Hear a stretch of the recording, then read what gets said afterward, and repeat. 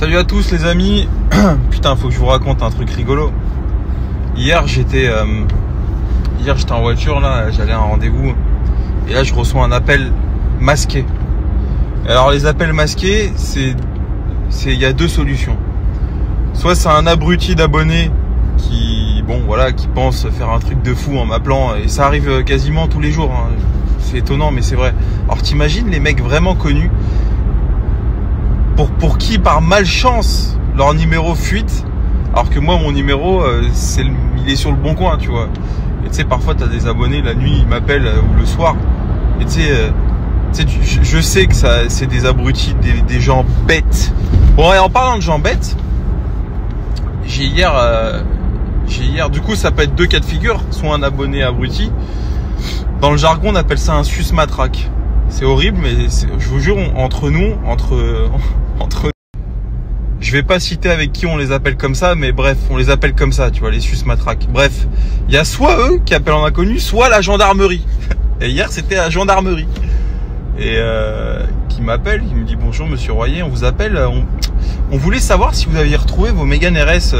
Vous savez que je m'étais fait voler il y a 2 ans, 1 an et demi, et les 3 Mégane RS dans mon garage. Tout le monde était peut-être pas forcément là à ce moment-là, mais en gros, pour vous rappeler, on faisait le Castle Rally avec mon pote Jeff.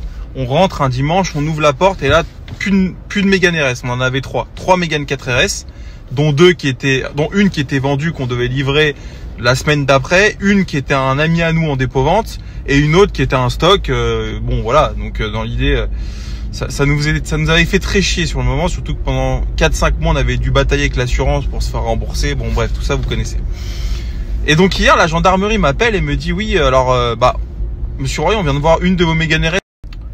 Et je dis: mais comment ça? Je dis: c'est pas possible. En plus, pour ceux aussi qui se rappellent pas, ils avaient retrouvé les intéressés, hein, qui ont volé les voitures, et j'avais même reçu donc des courriers pour me porter partie civile, etc. à leur procès. Et donc étonnant, et le gars il m'appelle, il me dit: ouais, on a croisé une de vos Mégane RS avec la plaque W Garage de l'époque, W600LQ, qui aujourd'hui bien évidemment n'est plus valable, une grise toit ouvrant, celle qu'on s'est fait voler avec la plaque dessus, à Palaiseau, donc pas loin de mon garage. Incroyable. C'est là où tu te dis: mais les mecs, qu'est-ce qu'ils sont bêtes.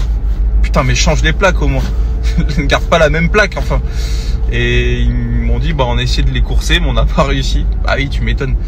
Et Jeff m'a fait remarquer, c'est assez drôle, mais m'a fait remarquer que ça se trouve, les mecs conduisent comme des cons, comme moi en fait. C'est peut-être ça qui leur a donné la puce à l'oreille.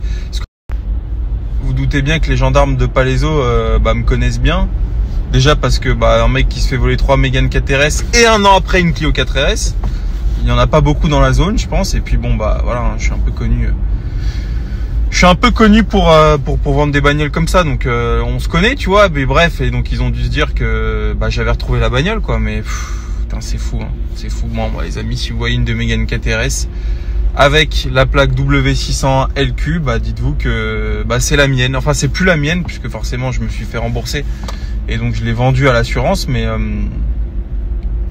voilà, désolé Alliance, il y a une de vos voitures qui roule dans Palaiseau. Et ça se trouve, la caisse elle est clinique, hein. Ça se trouve, ils l'ont pas abîmé, rien. C'est fou, c'est fou. Bon, enfin voilà quoi, c'était la petite anecdote du matin.